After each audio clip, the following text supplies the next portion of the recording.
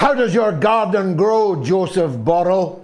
Yes, so-called foreign minister of the so-called European Union described the European Union as the garden and everywhere outside the jungle. I have said multiple times on this show that everywhere I go in that garden, it looks pretty much like a jungle to me. Overgrown, full of weeds, tumbling down, and absolutely no pleasure to look at all. And that's before the fires.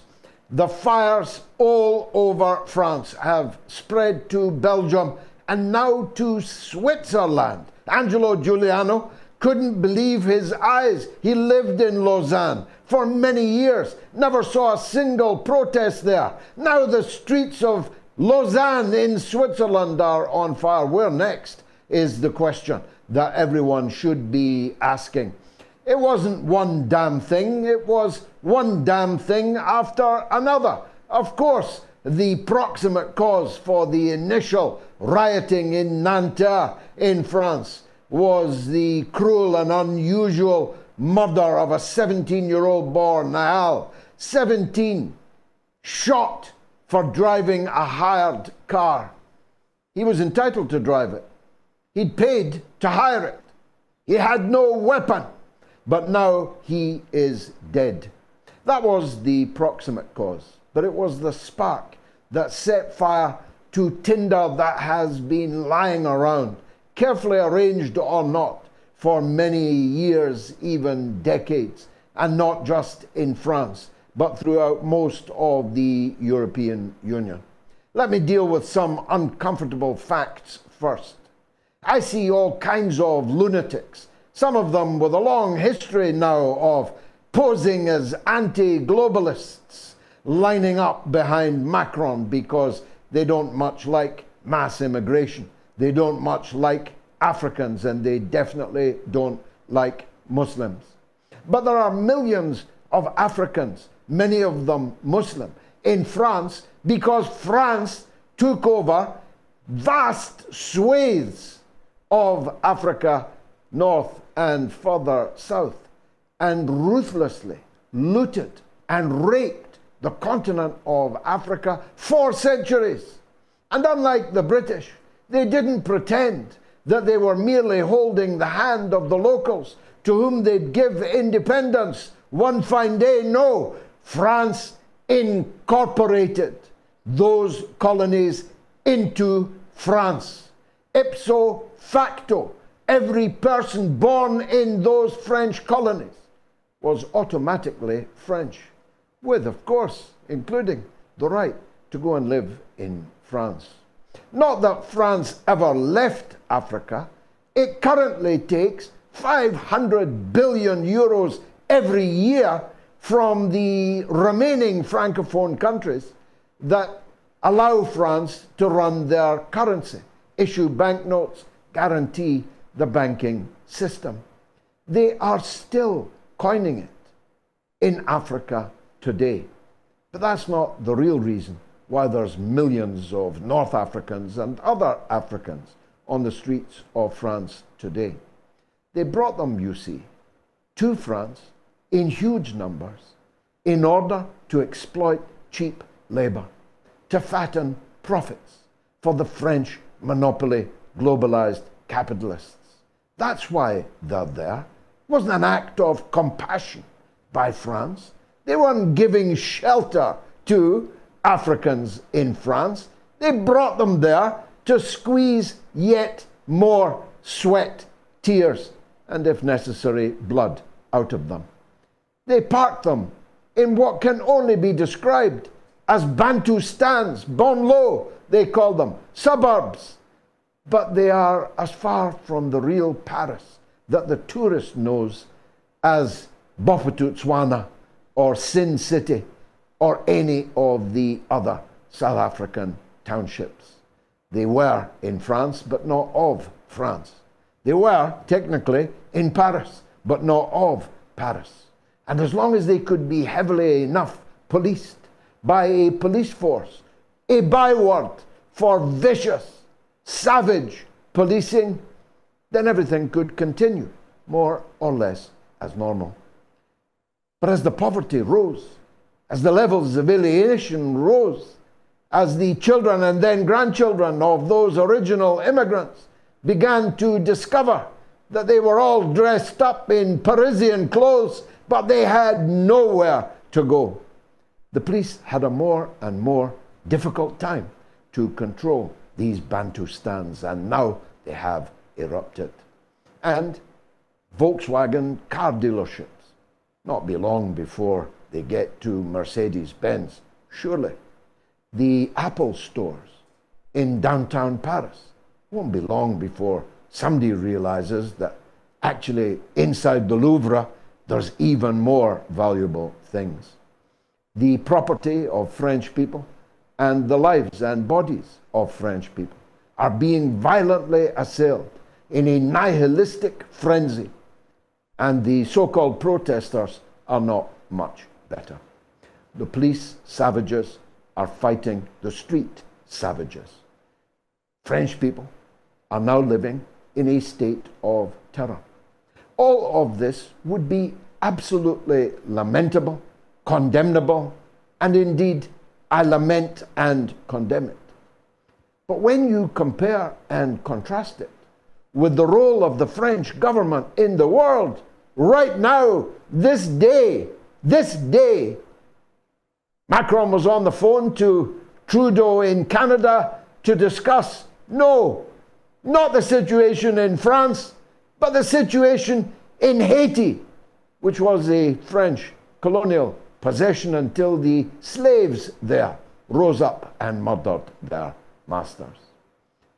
France has never done interfering in the internal affairs of practically every country in the world. They even interfere in the internal affairs of this country, Great Britain, by allowing along the French Channel coast tens of thousands of people gaily to climb into rubber boats and sail the English Channel as illegal immigrants coming into Britain, costing a fortune forever for the British people, almost all of them men, young men, fighting age men. That's an interference in our internal affairs. Even though Britain's paid them billions to stop it, they pocketed the billions and done nothing to stop it. But France interferes in other countries far more egregiously than that. These scenes you're watching now on the screen are the very scenes, though not quite as bad, that Macron and his government sought to visit on Iran, in Tehran, and in multiple Iranian cities not 12 months ago. Then he said the death of a young woman was the cause of a just revolution in Iran.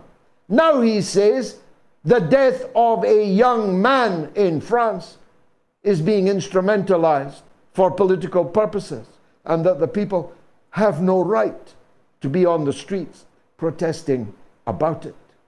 These scenes you're watching now are precisely the scenes that Macron sought to visit on the Lebanon, another French colonial possession. They are exactly the scenes that he, along with others, in supporting the ISIS, Al-Qaeda, Islamist alphabet soup to overthrow the secular Syrian Arab Republic. Macron did that. France's government did that.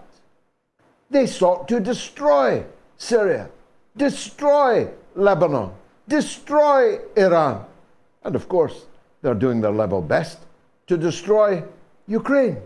Because when Macron was not talking to Trudeau about Haiti, he was talking about the next phase of the NATO attempt to break up the Russian Federation, even though their teeth now are all broken on the iron ring of Russian defenses in the eastern part of Ukraine. They're about to gather for their NATO summit with nothing at all to show for it. Nothing to show for the hundreds of billions that have been sent from countries like France, which badly needed that money for its own people, but were sent instead to the Kiev gang that cannot shoot straight and cannot make progress in this war. On the contrary, is losing it hand over fist. So Borrell, as soon as he said those words, I knew that he would come to regret them. Europe is not a garden. China, Russia, Brazil, South Africa is not a jungle. These countries are where the rising sun is warming the population, whereas we are warming only in the burning pyres of our own institutions, our own public buildings, even our own private property. It would be sad, it is sad. It would be disgusting, it is disgusting, if it were not for the fact that karma has its ways of making sure that what goes round comes round. We'll be talking to a European intellectual of the first rank, Elijah Magnier, about what all this means for the garden and its relations with the rest of the world. And we'll be talking to the one and only Professor Richard Wolff on Bidenomics. I thought Nico House put it brilliantly. Bidenomics? At least under Reaganomics, a very little of the wealth trickled down. Under Bidenomics, the money just disappears. We don't know where it goes. Well, to an extent, we know where it goes. It goes in enormous volume to the arms manufacturers who kick it back through the funding of the political process, candidates, parties, to ensure the everlasting monopoly of power of themselves, the banks on Wall Street, the globalized capitalist concerns, and the two cheeks of the same arse that are the Republican and Democratic parties. We know that the United States is itself almost in a weekly Parisian situation.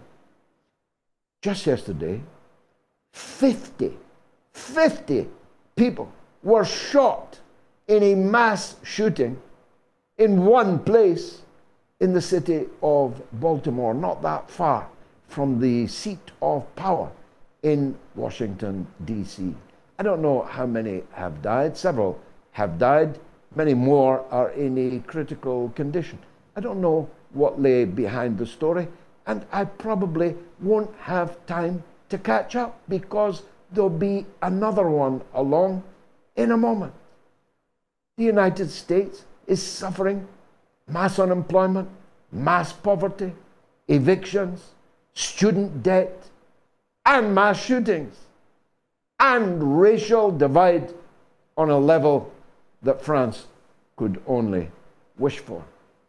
The United States, if ever a country should stay at home and fix its own house, physician, heal thyself.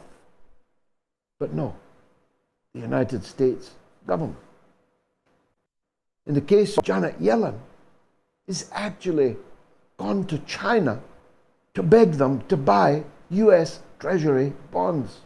This after lying for months about that weather balloon that they called a spy balloon, but which they have now admitted publicly was doing no spying at all. It was what the Chinese said that it was. An off-course weather balloon. In the wake of Blinken insulting the Chinese, Biden slandering the Chinese, Yellen is there begging them for money to dig the United States out of one of the biggest holes that it has ever been in. I'll be talking to two of the best guests available anywhere on television. Stay tuned. It's the mother of all talk shows.